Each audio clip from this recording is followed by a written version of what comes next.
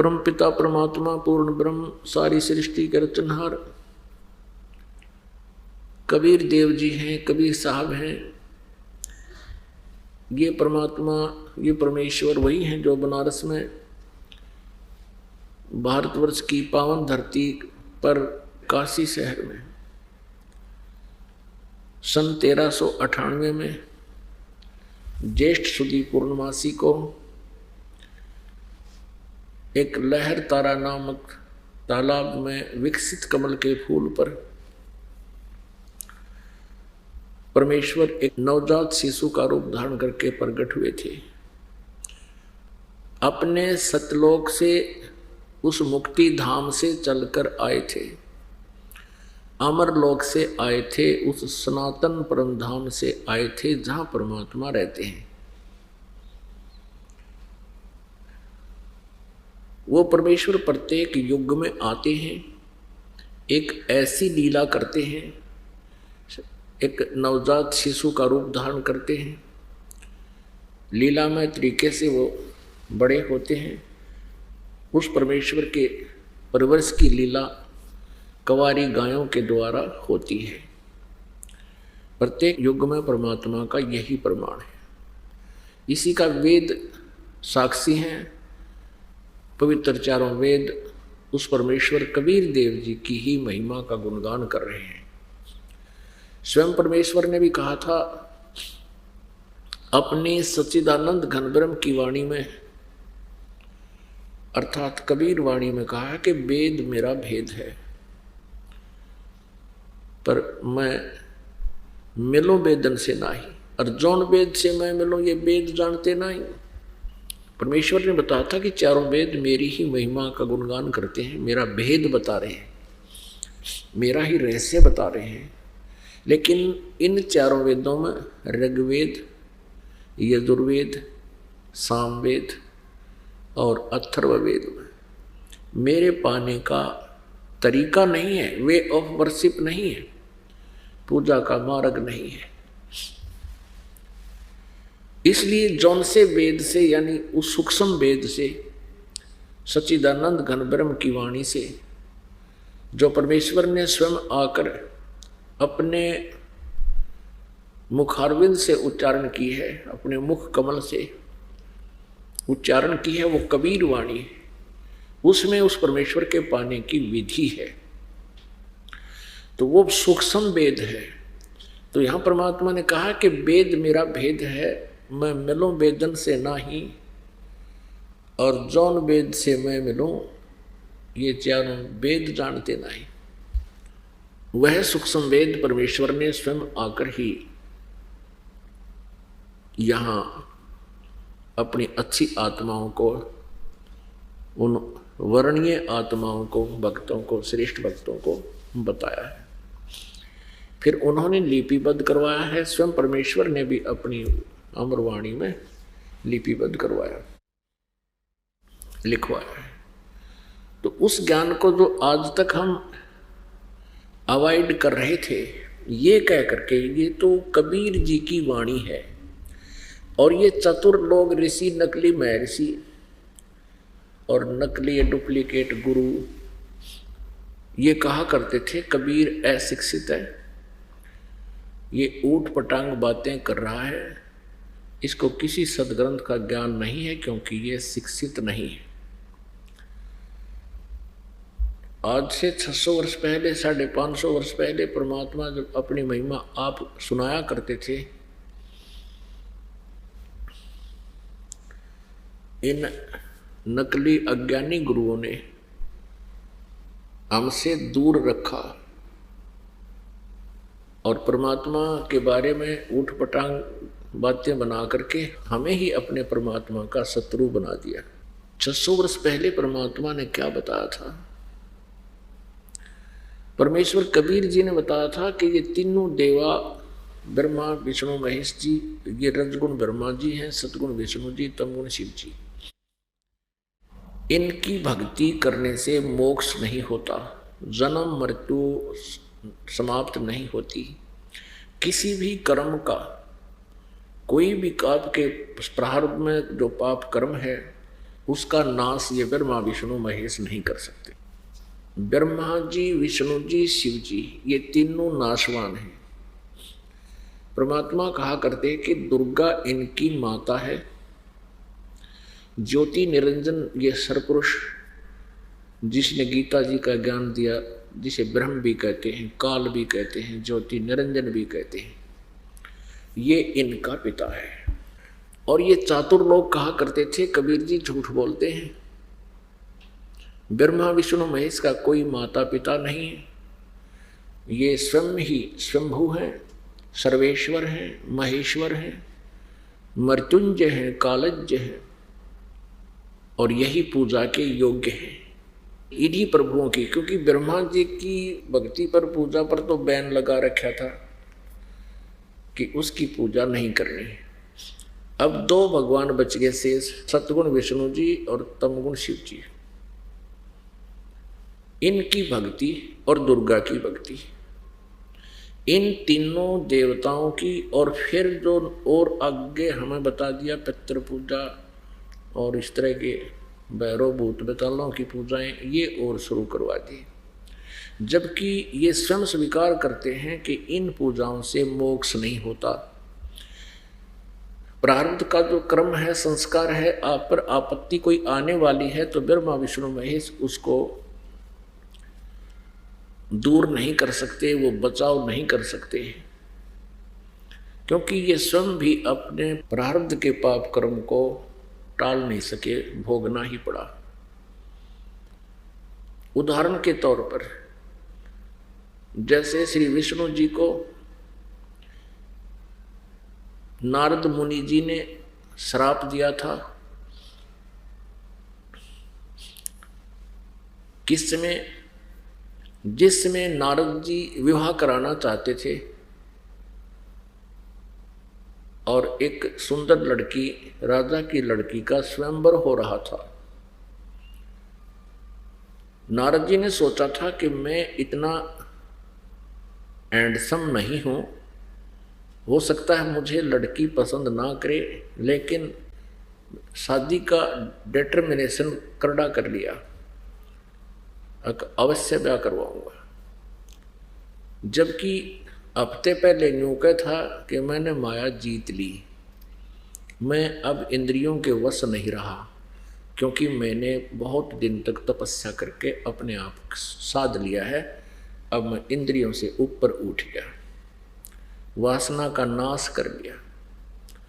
लेकिन फिर क्योंकि काल जो है, इसको ये चिंता बनी रहती है कि यदि ये व्यक्ति, ये प्राणी संतानों उत्पत्ति नहीं करेंगे और वासनाओं को नाश कर लेंगे किसी अभ्यास से, तो फिर मेरा आहार उत्पन्न कैसे होगा? क्योंकि इस ज्योति निरंजन को, इस सरपुरुष को, काल भगवान को 1 लाख मानव शरीरधारी प्राणियों के सूक्ष्म शरीर से, इसमें से जो शरीर में से एक सूक्ष्म शरीर में प्राणी होता है निकल जाता है, और सारे जीवन में जो भी ये चटपटे आहार जो भी खाता पीता है उसका भी अंश कुछ सूक्ष्म शरीर में जमा होता है, डिपॉजिट रह जाता है, उसको तपस्या पर भून कर खाता है। इसको श्राप लग गया। तो इसको यह बात अच्छी नहीं लगती कि कोई अपनी इंद्रियों पर काबू करके संतानों उत्पत्ति ना करे। इस उद्देश्य से अब नारद मुनि के मन में यह प्रेरणा होगी कि ब्याह करवाऊं, क्योंकि राजा की लड़की का स्वयंवर हो रहा है, पूरा शहर सजा रखा है, स्थान स्थान पर बैंड बाजे बज रहे हैं बड़े सुरीली आवाज में। ये ब्याह के बाजे बहुत कसूते हुए हैं और ये आदमी को विचलित कर डालते हैं। वहाँ के गीत, फिर वहाँ साजबाज देख कर नारद जी के मन में विवाह कराने की प्रबल इच्छा होगी। तो नारद जी ने सोचा भी मैं तो पसंद आऊँगा नहीं, क्योंकि लंबा चोटा और बाकी मुंड मुंडा रखा, क्यों ना भगवान से, श्री विष्णु जी से उनका रूप मांग लूँ, उनका वो बहुत सुंदर है। इसी उद्देश्य से एकांत में जाकर भगवान को याद किया। श्री विष्णु जी प्रकट हो गए, कहा क्या चाहते हो मुनि जी? नारद जी ने कहा कि मुझे हरि रूप चाहिए, हरि का रूप चाहिए, आपका रूप चाहिए। हरि माने बंदर भी होता है, संस्कृत में हरि माने बंदर भी होता है। विष्णु जी ने कह दिया तथास्तु। अब नारद जी ने सोचा कि अब तो बहुत सुंदर हो गया, तेरे बराबर तो कोई रहा नहीं, और उसका लग गया बंदर का मुख। अब वो पहुंचा स्वयंवर में, सब देखे जानते यूं के आ गया। तो उसने नारद जी ने सोचा तेरे तरफ सब देख रहे हैं, इसलिए तो बहुत सुंदर है ना, इसलिए सबकी दृष्टि तेरे पर ही आगे टिकी है, और लड़की ने तो पसंद कर ही लेना हूं। तो जब वो लड़की वरमाला लेकर, क्या प्रोसीजर होता था, एक पंक्ति में राउंड, ऐसे पंक्ति में राजा लोग बैठ जाते थे जो उस लड़की के लिए आते थे विवाह कराने के लिए, और लड़की को स्वतंत्रता होती थी, वो जिसको चाहे उसको चुन लेती थी। स्वयंवर का अर्थ होता स्वयं अपना पति को चुनना। जब वो लड़की नारद मुनि जी के पास से आगे निकल गई तो उसने सोचा ये यूं के चाड़ा हो गया भाई, ये क्या चक्कर हो गया कि लड़की ने मुझे पसंद नहीं किया। तो उसने सोचा शायद ध्यान ना पड़ा होगा, उठ के पीछे जाके आगे खाली चेयर थी वहां फिर बैठ गया जच के, और नो कसरिया सबसे आगे। अब लड़की ने वो थोड़ा सा बैक होगी एक कदम और आगे चली गई। नारद जी असमंजस में पड़ गए, चक्कर के पड़ गया। तब किसी उसके साथी ने उसको दर्पण दिखा दिया कि ऋषि जी हम ही यहाँ से उठने वाले हैं तुझे देखकर। तो लड़की ने तो दूर होना ही होना था। अब देखा जब उसने अपना चेहरा कि तो बहुत गुंडा मुंह लाग दिया मेरा। तब उसने बिना गिनती की गाड़ दी श्री विष्णु जी को, तेरा नाश हो तो सदा छल करता आया है, और तू जैसे आज मैं एक पत्नी स्त्री की वियोग में दुख पा रहा हूँ, एक पूरा जीवन तू स्त्री के अपनी पत्नी की वियोग में बिताएगा, और तेरी रक्षा भी मेरे जैसे मुख वाले ही करेंगे। अब कहने का भाव यह है कि श्री विष्णु जी को यो श्राप लग गया नारद जी का। विष्णु जी ने जन्म लिया इस शापवश राजा दशरथ के घर श्री रामचंद्र के रूप में। युवा हुए, युवा होते ही विवाह हुआ, विवाह होते ही कुछ दिन के बाद वनवास हुआ। वनवास में 2 ही वर्ष के बाद उसकी पत्नी का अपहरण हुआ। फिर बहुत ज़्यादा संघर्ष हुआ, लाखों आदमी करोड़ों व्यक्ति मर गए युद्ध में। रावण के साथ युद्ध किया तो उसको छुटा कर लाए। अग्नि परीक्षा लेकर श्री रामचंद्र जी ने श्री सीता जी को स्वीकार किया था। अग्नि में जलाने के लिए पठा दिया था कि यदि तू जल गई तो तू कलंकित है, नहीं जली तो मैं स्वीकार करूंगा। ऐसा ही किया और सीता जी नहीं जली। एक पाक साफ जानकर सैकड़ों हजारों की संख्या में उपस्थित व्यक्तियों के सामने ये परीक्षा लेकर के श्री रामचंद्र जी सीता जी को घर लाए। फिर कुछ दिनों के बाद एक धोबी के व्यंग से सीता जी को घर से निकाल दिया, जिसमें वो गर्भवती थी। उसके गर्भ में लव नामक पुत्र था। आजीवन सीता और श्री रामचंद्र जी का मिलाप पुनः नहीं हुआ। पुण्यात्मा रामचंद्र जी कितने अच्छे राजा हों, कितने नेक व्यक्ति रहे हों, चाहे वो 3 लोक के भगवान भी रहे हों, जिस व्यक्ति की पत्नी बच्चे कहीं और वो कहीं, वो सपने में सुखी नहीं हो सकता। उसको रह रहकर वो कसक दुखी करती रहती है। तो इस प्रकार पूरा जीवन श्री नारद जी के शापवश अपनी पत्नी के वियोग में श्री रामचंद्र जी ने व्यतीत करना पड़ा। अर्थात श्री विष्णु जी उर्फ श्री रामचंद्र जी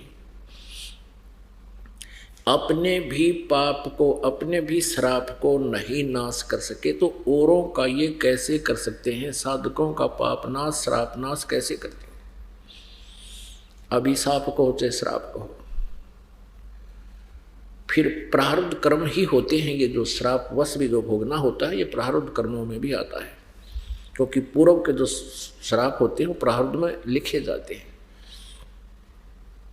फिर श्री रामचंद्र रूप में जब श्रीलंका पर युद्ध करना था, बाली को धोखा देकर मारा था एक वृक्ष की ओट लेकर, क्योंकि जो सुग्रीव का भाई था बाली, उसमें एक ऐसी सिद्धि शक्ति थी कि आमने सामने जो युद्ध करता था सामने वाला, उसकी आधी पावर अपने अंदर खींच लेता था, शत्रु कमजोर पड़ जाता था।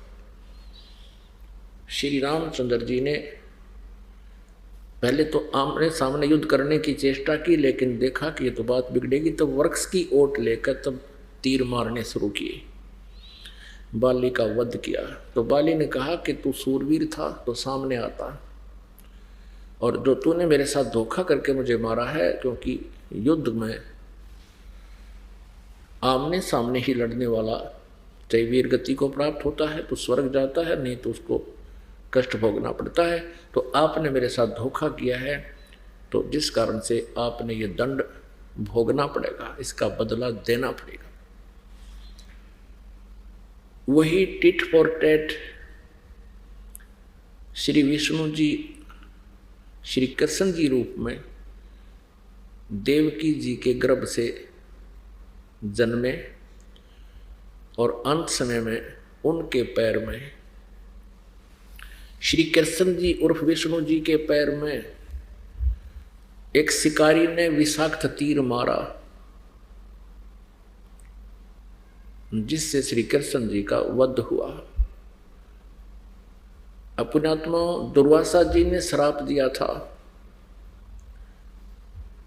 कि यादव कुल का विनाश होएगा, और वैसा ही हुआ। श्री कृष्ण जी अपने विनाश को नहीं बचा सके, अपने कुल को भी नहीं बचा सके, और पूरे यादव कुल का विनाश हो गया।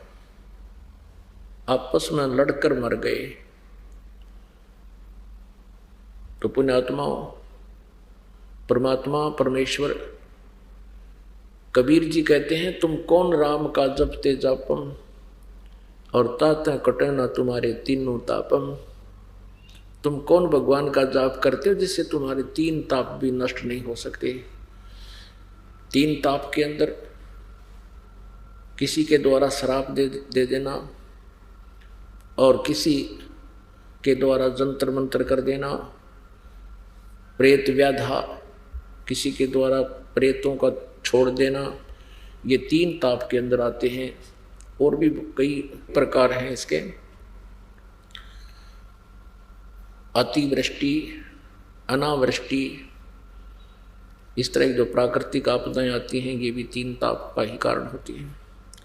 तो इनको केवल पूर्ण परमात्मा सत्य पुरुष सच्चिदानंद घन ब्रह्म परम अक्षर ब्रह्म, जिसके विषय में गीता जी अध्याय नंबर 8 के श्लोक नंबर 1 में अर्जुन के पूछने पर कि किम तत्ब्रह्म, 7वें अध्याय के 29वें मंत्र में गीता जी में तत्ब्रह्म की, जिस तत्ब्रह्म का जिक्र हुआ है उसके विषय में पूछा है अर्जुन ने कि वो किम तत्ब्रह्म, 8वें अध्याय के 3रे श्लोक में उत्तर दिया है गीता ज्ञानदाता ने कि वो परम अक्षर ब्रह्म है। तो वो परम अक्षर ब्रह्म वही पूजा के योग्य है, और वही हमारे पापों का नाश करने वाला है। उसकी भक्ति ना करके हम अन्य किसी भी देवी या देवता की पूजा करते हैं, वो शास्त्र विधि को त्याग कर मनमाना आचरण है, वो हमारी अज्ञानता है। और ये अज्ञानता किसने फैलाई है? ये श्री ब्रह्मा जी, श्री विष्णु जी, श्री शिव जी के पूज्य पिताजी इस ज्योति निरंजन ने फैला रखी है। उद्देश्य इसका क्या है कि इन सभी प्राणियों को, जो मेरे 21 ब्रह्मांड में रह रहे हैं, इनको अपने निज घर का ज्ञान ना हो जाए, इनको ये पता ना लग जाए कि सतलोक भी कहीं है और वहाँ सुख है, जन्म मृत्यु, जरा मरण नहीं होता, जन्म मृत्यु नहीं होती, और कहीं ये यहाँ से निकलने का प्रयत्न ना करके भाग ना जावें, सतलोक ना चले जावें। इसलिए इसने सभी को मिसगाइड कर रखा है, भ्रमित कर रखा है, और भैरव भूत बैतालों तक सीमित करवा दिया। ब्रह्मा विष्णु महेश तक ही इन नकली गुरुओं ने, जो काल प्रेरित हैं, इन्होंने हमें ब्रह्मा जी, विष्णु जी, शिव जी तक की महिमा सुनाकर इन्हीं को सर्वेश्वर बता दिया। जगत के गुरु, जगत गुरु बता दिया विष्णु जी को, और ये अजरो अमर बता दिया। श्री कृष्ण जी ही समर्थ शक्ति बता दी, ये पूर्ण परमात्मा है, ये सब पापों का नाश कर देते हैं। उदाहरण देते हैं गीता जी अध्याय नंबर 8 के श्लोक नंबर 66 का, कि सर्वधर्मान परित्यज माम एकम शरणम व्रज अहम तवा सर्व पापेभ्यो मोक्षामि मा शुच। अब इन अनुवादकर्ताओं ने और श्री कृष्ण जी के गुणगानकर्ताओं ने गीता जी के बारे में कह कह का पता नहीं, ये इतना अज्ञान दुनिया के अंदर ठोक रहे हैं, सुना रहे हैं। अभी तक आप जिससे भी प्रश्न करते आए हो कि श्रीमद् भगवद गीता जी का ज्ञान किसने कहा, तो ये तो वैसे प्रश्न ही नहीं उठता था कि कोई ये प्रश्न कर दे कि श्रीमद् भगवद गीता जी का ज्ञान किसने कहा। ये तो अंडरस्टूड माना जाता था कि श्री कृष्ण जी ने बोला। और ये चतुर और साथ में अज्ञानी गीता जी के अनुवादक और श्री कृष्ण जी के पुजारी, ये नकली गुरु संत महंत, इन्होंने पूरे समाज को मिथ्या ज्ञान सुना दिया कि श्रीमद् भगवत गीता जी का ज्ञान श्री कृष्ण जी ने युद्ध के मैदान में बोला, अर्जुन को सुनाया। श्री कृष्ण जी का गीता ज्ञान सुनाने में और महाभारत का युद्ध करवाने में कोई योगदान नहीं था, उनका कोई रोल ही नहीं था। श्री कृष्ण जी सतोगुण प्रभु हैं, दयावान हैं। भृगु ऋषि जी ने उनके छाती में लात मार दी थी अभिमानवश, और भगवान श्री कृष्ण जी ने, यानी विष्णु जी ने, श्री कृष्ण जी को चाहे विष्णु जी, श्री विष्णु जी ने भृगु ऋषि जी के तलवे को ऐसे प्यार से सहलाना शुरू कर दिया और कहा, ऋषि जी आपके कोमल पैर को चोट तो नहीं लगी, मेरा सीना तो कठोर है, आपको दर्द तो नहीं हुआ। तो इतने दयालु भगवान, ये त्रिलोकीनाथ, नहीं तो वो भृगु का कचूमर काट देते खड़े होकर। सारे साजबाज सुदर्शन चक्कर उसके पास थे, लेकिन वो युद्ध प्रिय नहीं है, सहनशील है। और फिर वो अर्जुन को ये कहे कि अर्जुन तू युद्ध क्यों नहीं करता, तू कायर क्यों हो बैठा है, तू मैंने सब मार रखे हैं, तू तो निमित्त है। और खुद कहे मैं काल हूँ। श्री कृष्ण जी ने पहले कभी काल नहीं कहा, श्री कृष्ण जी ने युद्ध के बाद कभी अपने आप को काल नहीं कहा। वास्तव में ये काल 21 ब्रह्मांड का स्वामी श्री ब्रह्मा, श्री विष्णु, श्री शिव जी के पिता, ये काल, ये ज्योति निरंजन श्री कृष्ण जी के शरीर में प्रवेश कर गया और उसने फिर युद्ध करवाया और गीता वाला ज्ञान बोला। पुण्यात्माओं, यदि आपने परमात्मा चाहिए, अब समय आ गया है मोक्ष कराने का, सतलोक जाने का। अब ये समय परमेश्वर कबीर देव जी ने इसलिए सेलेक्ट किया था, कलयुग की बीचली पीढ़ी, कि इसमें सभी को शिक्षित करेंगे। और आज हम भारतवासी 99.99 जो है ना शिक्षित हो गए। पहले इसके विपरीत था, आधा प्रतिशत व्यक्ति ही गुरु और ये मार्गदर्शक आध्यात्मिक ज्ञान के ज्ञाता माने जाते थे, और वो उन्होंने जैसे भी हमें घुमा दिया झूठ कपट करके, हमने उनके ज्ञान को स्वीकार करके। अब ये काल कौन है? गीता जी अध्याय नंबर 18 के श्लोक नंबर 66 में ये बोल कौन रहा है? वो कहता है कि सर्वधर्मान परित्यज माम एकम शरणम व्रज। ये काल बोल रहा है। गीता जी अध्याय नंबर 11 के श्लोक नंबर 32 में कहता है कि अर्जुन मैं काल हूँ और अब इन सब लोगों का नाश करने के लिए प्रवृत्त हुआ हूँ। तू युद्ध ना करेगा तो भी इनने मैं नहीं बख्शूंगा। तेरे को तो नियमित बनाना है, उठ और युद्ध कर। पुण्यात्माओं, याद रहे श्री कृष्ण जी कौरवों और पांडवों का आपस में कंप्रोमाइज कराने के लिए बहुत प्रयत्नशील रहे।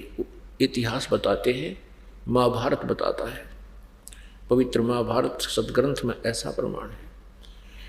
और उन्होंने कोशिश की कि युद्ध ना हो, और यहाँ तक ऑप्शन करवा दी पांडवों से कि तुम 5 गांव ले लो, आधा राज्य मत डिमांड करो, नहीं तो नाश हो जाएगा, विनाश हो जाएगा, आपस में कट के मर जाओगे, राज कौन करेगा? क्या पता युद्ध में तुम मारे जाओ या कौरव मारे जाएं, फिर राज्य कौन करेगा?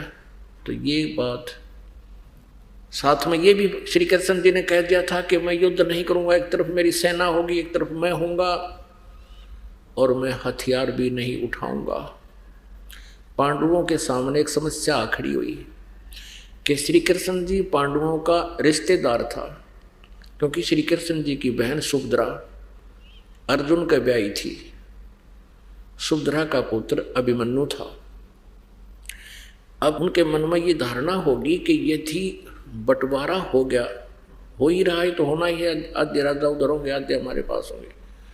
अब हमने ये आशा थी कि श्री कृष्ण जी हमारे साथ होंगे, क्योंकि हमारे रिलेटिव हैं। अब इन्होंने खुद फैसला कर दिया, एक तरफ मेरी सेना होगी, एक की तरफ मैं होऊंगा।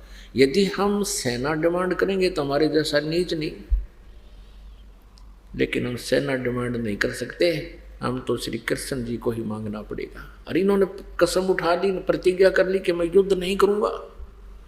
तो पांडवों ने सोचा कि श्री कृष्ण जी की यह सलाह मान लेते हैं कि हम 5 गांव ले लेंगे। तो श्री कृष्ण जी से प्रार्थना कर दी कि जी हमें 5 गांव दिला दो, हम युद्ध नहीं चाहते। श्री कृष्ण जी ने कौरवों की सभा में जाकर यह संदेश दिया कि दुर्योधन 5 गांव दे दो पांडव को, अब आपका जो बंटवारा हो गया और कंप्रोमाइज कर लो। अब दुर्योधन नहीं माना, कहते विनाश काले विपरीता बुद्धि। दुर्योधन ने कहा कि यदि उनकी बाजुओं में दम है तो युद्ध करके ले सकते हैं उनको, सुई की नोक टिके इतना भी स्थान नहीं है पांडवों के लिए। इस बात से श्री कृष्ण जी को बड़ा दुख हुआ और कई खोटी खरी सुना दी दुर्योधन को कि दुर्योधन तू पृथ्वी पर एक कलंक उत्पन्न हो गया, तू जो है इस धृतराष्ट्र का नाश करने के लिए उत्पन्न हुआ है, तो इंसान नहीं शैतान है। अरे कहाँ तो आधा राज्य, कहाँ 5 गांव, और ना जाने क्या हो जाएगा युद्ध में। इस बात से दुर्योधन दुख मान गया कि पांडवों का रिश्तेदार होकर हमारे को जलील कर रहा है। उसने अपने योद्धाओं से कहा कि इसको कैद कर लो, कृष्ण को कैद कर लो, डाल दो जेल में। पहले यहीं से शुरू होता है। तो श्री कृष्ण जी ने अपना विराट रूप दिखाया, महाभारत प्रमाण है, प्रत्यक्ष वो उसका साक्षी है। श्री कृष्ण जी ने अपना विराट रूप दिखाया, जिससे कौरवों की सभा में उपस्थित लोग उनके उस तेज को सहन नहीं कर सके। एक बार देखा, सब घबरा गए, कोई इधर बढ़ गया, कोई इधर बढ़ गया। श्री कृष्ण जी वहां से निकल आए तो पुण्यात्मा युद्ध की तैयारी होगी।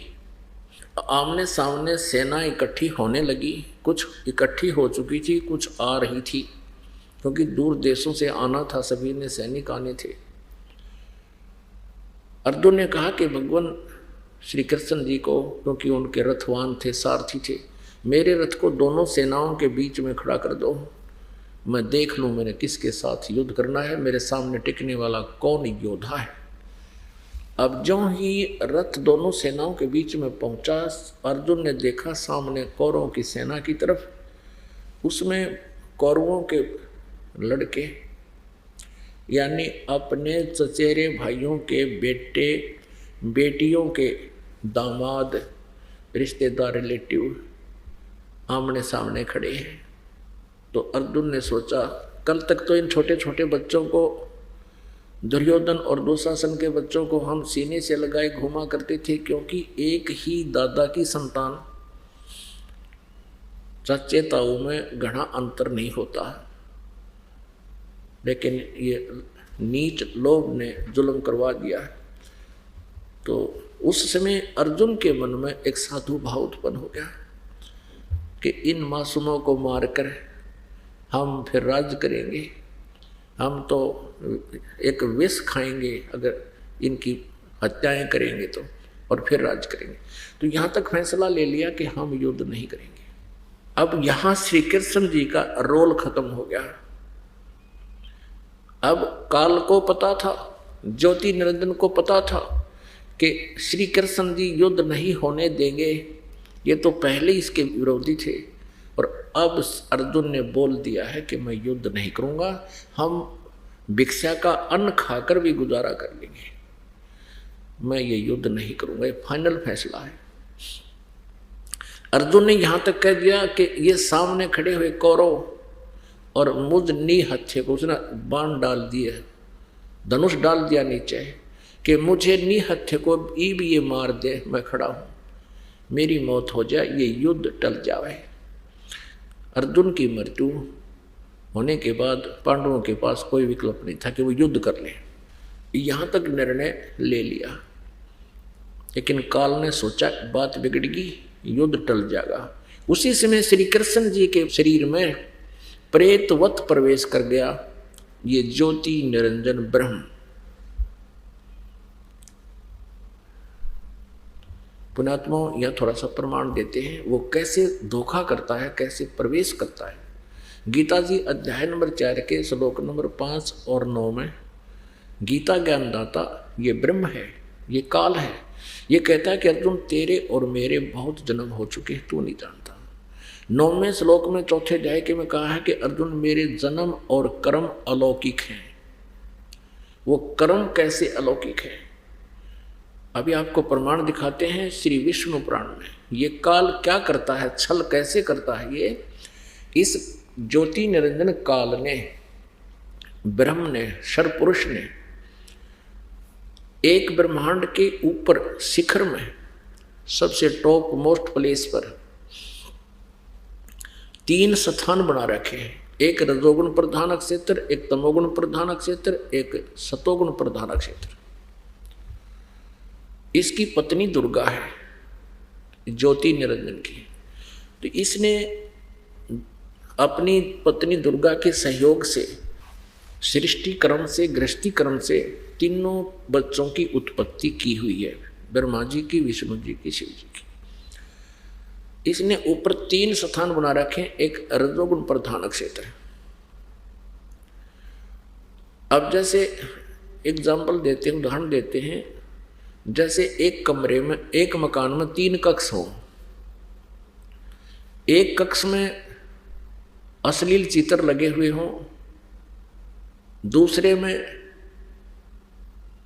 एक साधु संत फकीरों के, अच्छी आत्माओं के फोटो लगे हों, और तीसरे में शहीदों के, सूरवीरों के चित्र लगे हों, देशभक्तों के चित्र लगे हों। तो जिस समय उस अश्लील चित्र वाले कमरे में प्रवेश करता है व्यक्ति, तो उसका मन, उसका स्वभाव उसी तरह का हो जाता है, बट नेचुरल है। इस ज्योति निरंजन ने अपने तीनों पुत्रों को कैसे एक एक गुण युक्त उत्पन्न किया है। जब दुर्गा और ये काल रजोगुण प्रधान क्षेत्र में होते हैं, तो ये ऐसा रूप बनाता है जैसा आप जी ब्रह्मा का देखते हो,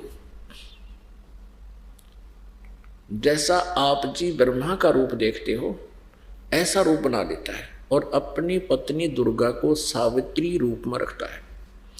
इन दोनों के संयोग से जो पुत्र उत्पन्न होता है उसी का हम शकल हो जाता है, हम रूप हो जाता, समरूप हो जाता है।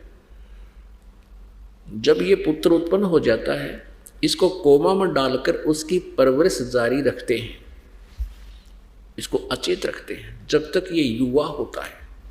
उसके बाद ये दूसरे सतोगुण प्रधान क्षेत्र में चले जाते हैं।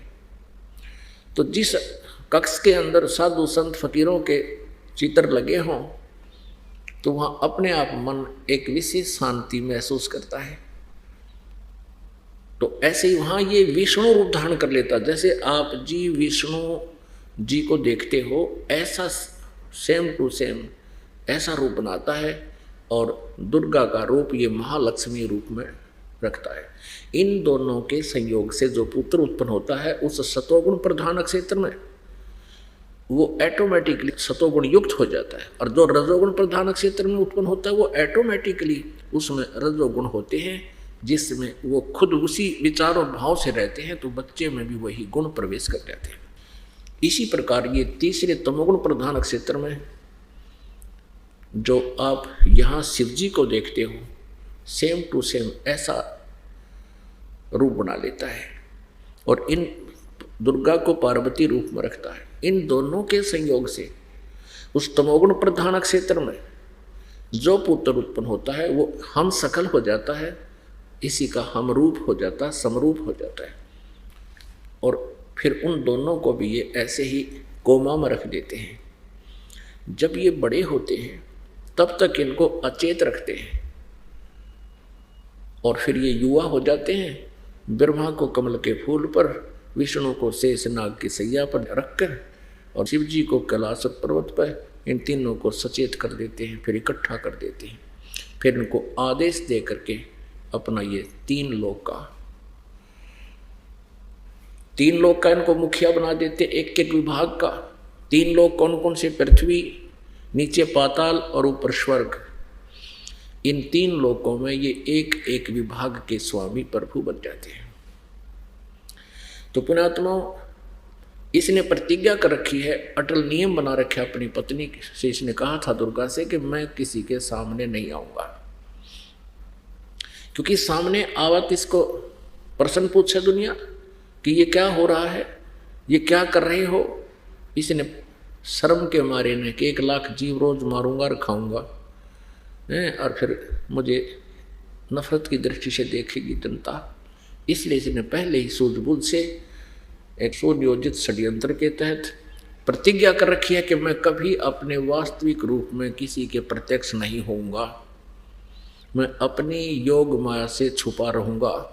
गीता जी अध्याय नंबर 7 के श्लोक नंबर 24 और 25 में ये प्रत्यक्ष प्रमाण है। ये कहता है कि ये अज्ञानी जन समुदाय मुझ अव्यक्त को, मैं कभी किसी के समक्ष नहीं होता, मुझे व्यक्तिम आपनम, मुझे व्यक्ति रूप में आया हुआ श्री कृष्ण मान रहे होंगे। जब वो ज्ञान दे रहा था, कहता मैं कृष्ण नहीं हूं, आई एम नॉट कृष्ण। तो कैसे बोल रहा था?